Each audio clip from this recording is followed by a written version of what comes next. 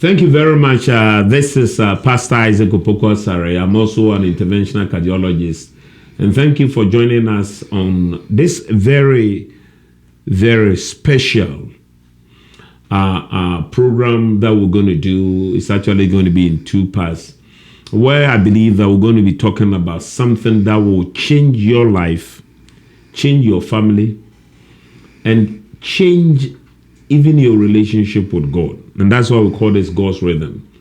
And today I have with me an author, Miss Ernestine King, who, through the work that I do, I've been telling people that a lot of people, when we say, what is your calling in life, they think that you must be a pastor before.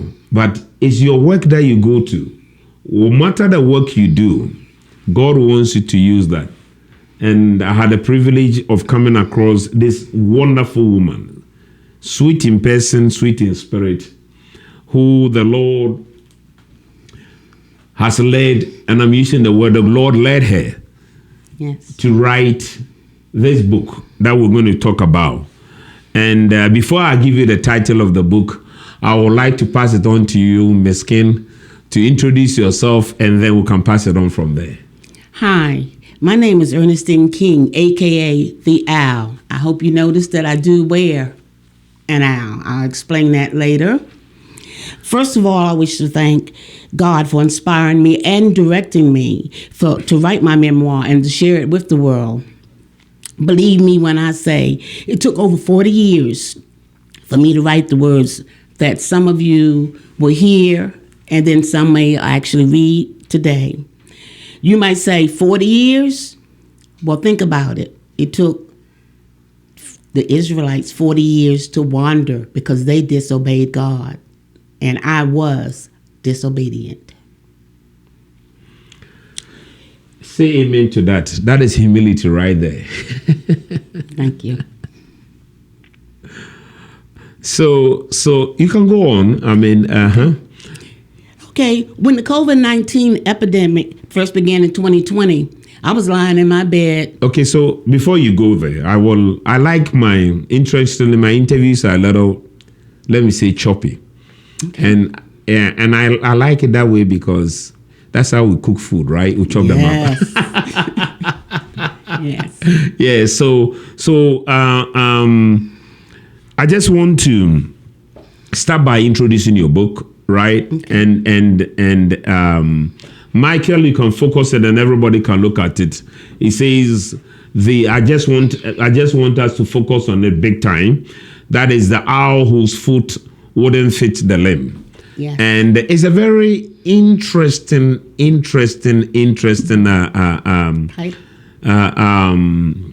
topic, and I'm going to tell you why. Okay. There's so many facets of it that, based on where I'm coming from, my religion and everything, right, and serving the Lord, I wouldn't pick the owl to start with, but you did, right?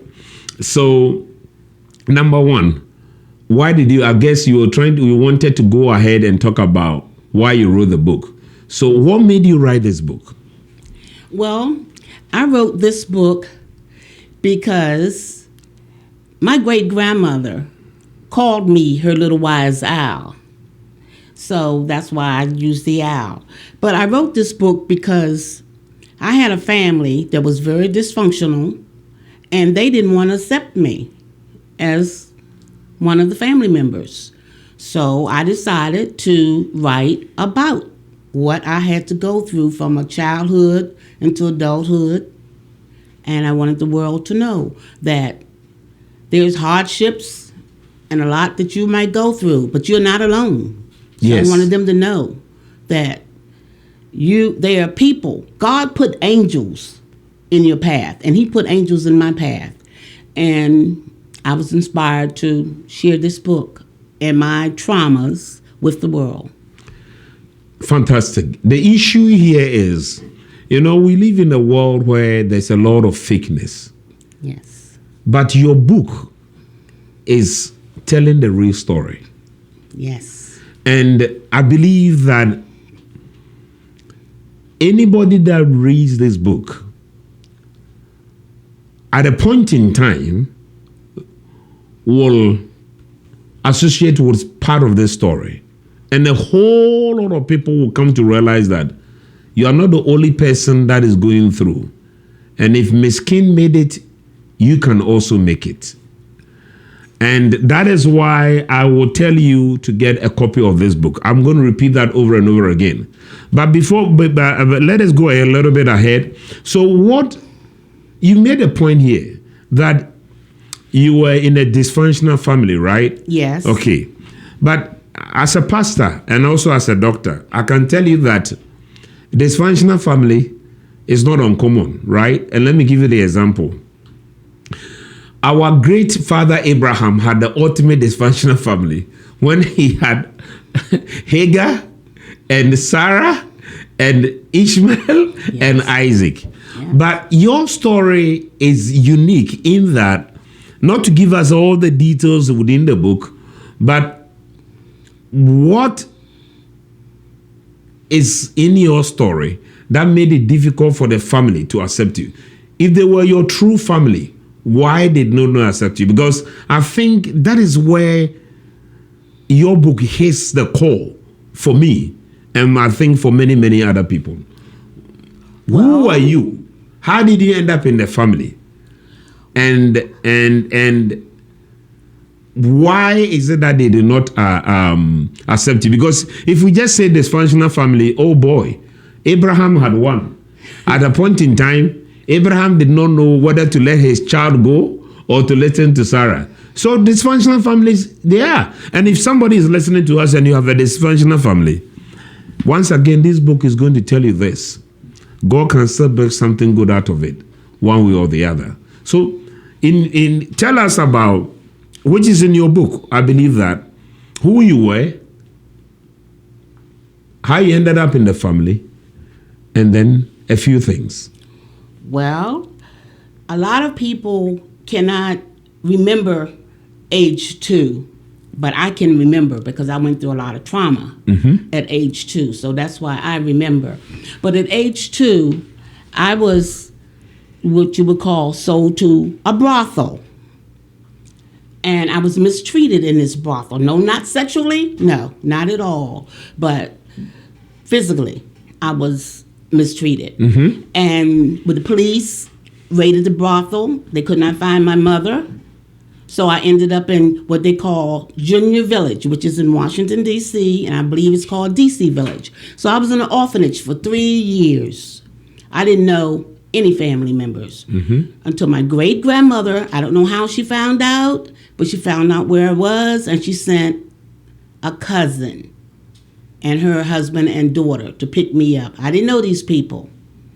But this particular cousin, she was jealous of my mother, and she was jealous because her grandmother, who was my great-grandmother, doted on me and wanted me in the family. So this is how I say dysfunctional. I was not wanted by other family members who were already there, and here I come in and take over. Especially when they picked you from the orphanage. Yes. Some family members would have said they should have left you there. Oh, it was said many days. I heard it a many of day. So they said it to you several times. Oh, yes. Yes, I heard it lots of times. I didn't even know that my mother had had a baby before me until I heard this particular cousin say one day she'd have been better off if she'd have died like the first one. Oh, so now I know, it was one before me. I never knew nothing about it. So you underwent physical abuse. Yes. In the brothel. And then you underwent, when you came to your own family. Yes. You had a lot of verbal abuse. Yes, I did. And they essentially, they made you feel as if you were hopeless. I was hopeless. I wished I had never been born. And at a point in time, you were suicidal. Yes, I was.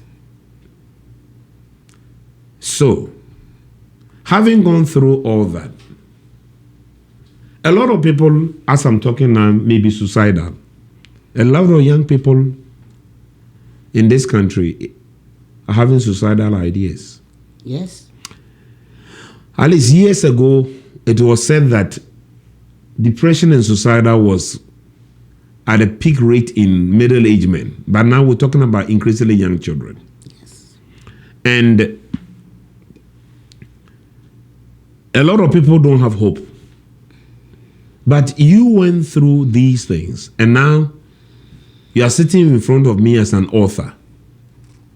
Yes. Where did God? He said it took you 40 years. Because when I was talking to you, and what struck me was the statement you made that he had always wanted to write this book. Yes, I did. So what really happened for you to make the decision To finally write it? to finally write it? Oh, that's kind of scary to some people, but it's the truth. If you listen, God speaks to you. Mm-hmm. He spoke to me one night during the COVID pandemic. I heard him clear as day, but I was ignoring him, fighting him. I'm going to be honest with you. And then he got into that commanding voice when he called that Ernestine. Yes. I knew it was the Lord. Yes. Because wasn't nobody there but me in that basement. And he said, stop procrastinating. I knew exactly what he was talking about because I had been saying, oh, I'm going to finish my book. I'm going to finish that book, but kept pushing it aside, pushing it aside. I got out of that bed.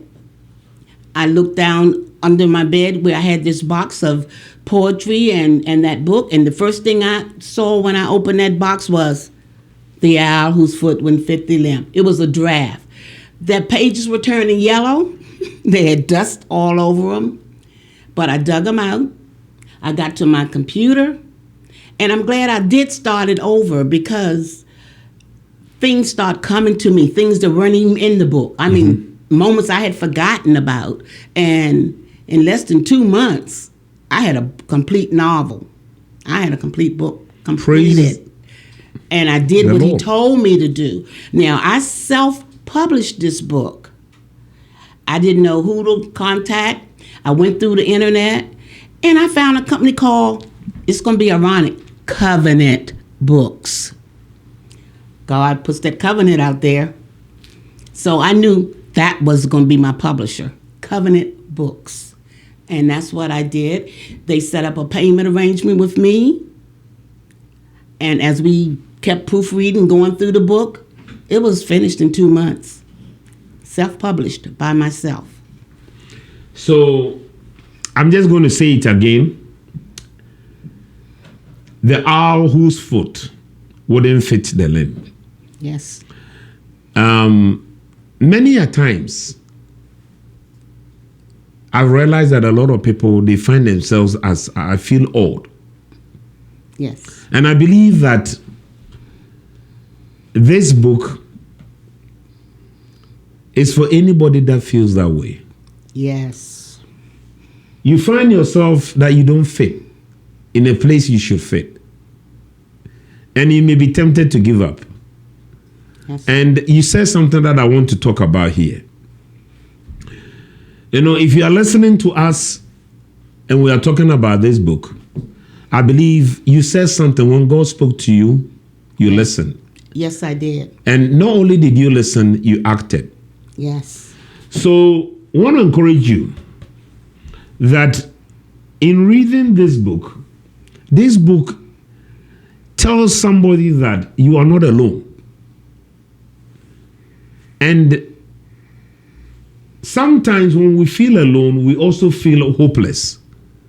But this is hope that God is bringing to you. And even as you acted, let me put it this way.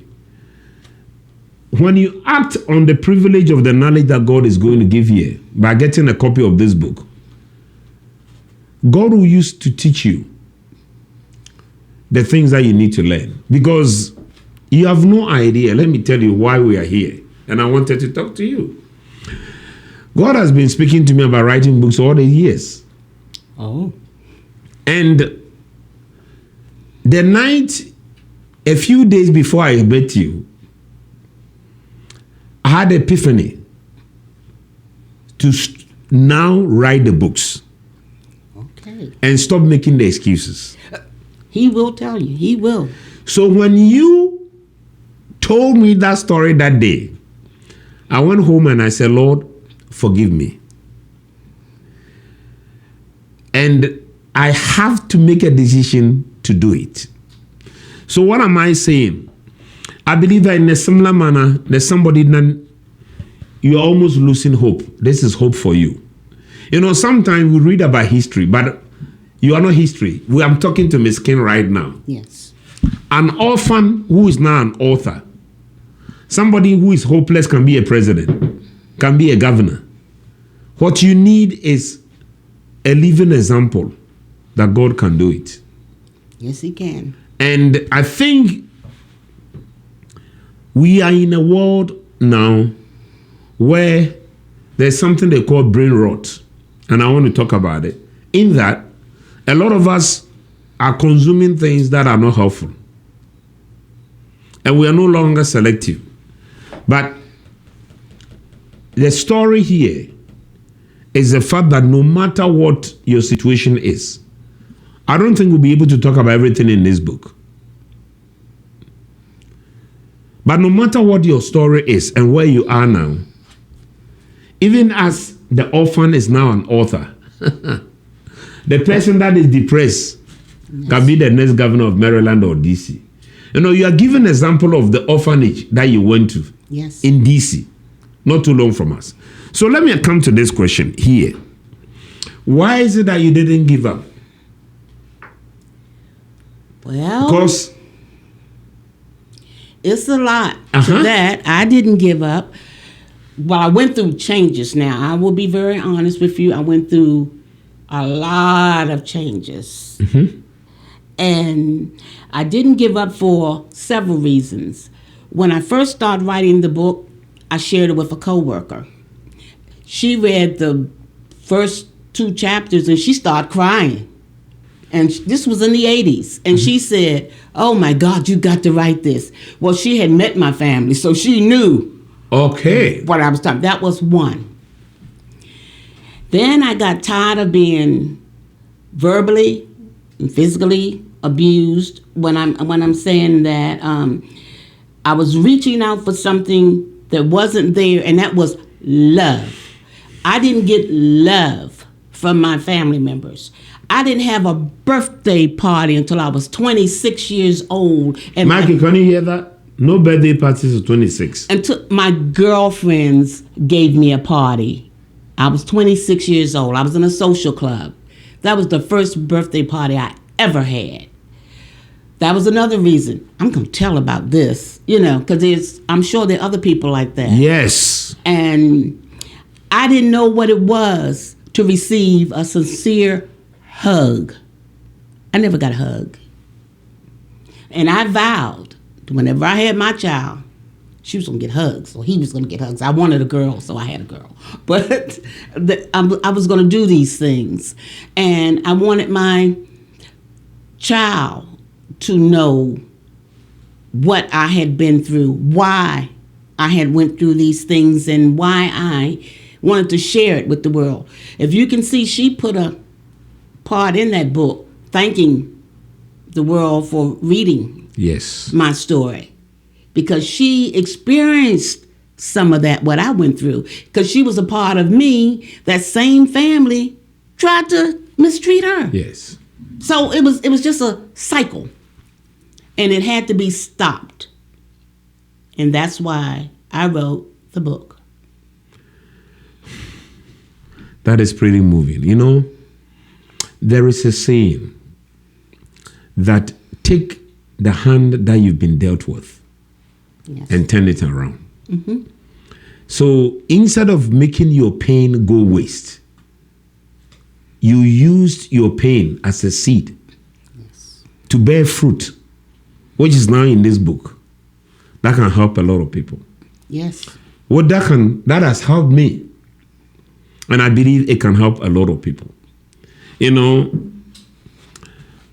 have a world where if a child misses one birthday, they go into temper tantrums. I know.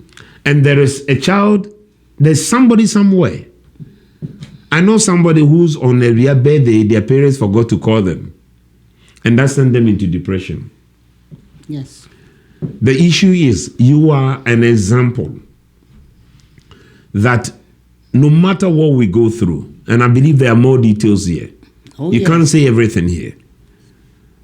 That if we will associate ourselves, you see, the privilege of a book is the fact that you don't need to go through that experience. In that, it shows you the light. Then that person can also come out. Yes. Because at the age of 26, that was your first birthday party. First. And you never had a hug. And you could have chosen to be bitter. You could have chosen to be any other thing. No. But you turn it around. And I believe there are further details in here about the steps that you went through, which I believe that if anybody will learn from it, it will also help you to turn things around. Oh, yes. No matter how difficult it is. And I just want to hit on a very important topic that people feel. Because I'm giving an example that somebody's parents forgot to call them, right? Yes. On their birthday, and they went into a depressive mood. Your mother was not there. No. You were alone. How do you deal with rejection? Your story is the story of almost like Joseph. Rejected by your family, persecuted by them, yet the Lord turned things around. And I hope that they are reading this book. How do you tell somebody that in reading this book, they will learn how to deal with rejection? Well, they will learn.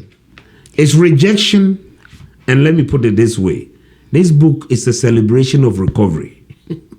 Thank you. Anybody that is interested in recovery, this is where you go to. Well, I have to, that's when my poetry came into effect. Mm-hmm. And I reached out to God. I'm being honest with you. Mm-hmm. I reached out to him because I didn't know who I was, what was going on. As I said, I got suicidal. And one night, I laid across the bed and I spoke. I would talk to God now. I'm not crazy, but I talk to God. Yes. I tell him what's on my mind. Yes. And if I'm angry with him, I tell him. Yes. So I'm letting you know. Because prayer is a conversation with God. Yes. And I told him one night, God, I'm tired. I don't know who I am, why I'm here. It was like Job. Job said he wished he had never been born. And I let God know I wish I had never been born. And I asked him again, who am I? Mm-hmm. Because I don't know who I am. I didn't know my real father. I just knew, I grew to know the man whose name was on my birth certificate, but I found out later he was not my real father, but I thank him for giving me his name. He was a minister too, pastor. But God showed me. He said to me, stop that foolishness, because I was being foolish because I wanted to commit suicide. I said, I don't know who I am. I'm not nobody. I'm this and that. And this is what he told me. I want you all to hear this. Who am I? I am my inner self who cries out in vain. I am he who comforts all men. Into time, I master the three inners, me, myself, and I. Yet I still cry, who am I? I am you, as you are me. Compile the parts as life passes by, and you have a complete individual who may perish with time, but yet never die. I live on, and as the universe grows, so do I. Yet you still cry, who am I? I am time, patience, and tranquility. I'm as the Creator made me, a part of himself. I am that which the world still seeks. I am love. This is what God told me that night, that I was suicidal, laying across the bed, crying my heart out. And when I did wake up, there was a yellow legal pad laying on the bed with me with my pen next to it. in my handwriting. So he told me who I was. Yes. I'm a part of him. So I couldn't kill me, because if I killed me, I was killing him. So that's why I'm still here. That is Rhema. I hope somebody is listening. And this is that's why I'm talking about the fact that this book is recovery. If you know anybody that is depressed, if you know anybody that feels rejected, if you know anybody that thinks, I don't fit in, Yes. this is a message that God can use to change your situation. Thanks for watching today's episode. Tune in Thursday at 10 a.m. to see part 2 of our interview with Ms. Ernestine King. Purchase your copy of The Owl Whose Foot Didn't Fit the Limb in bookstores or using the links in the description below. God bless you.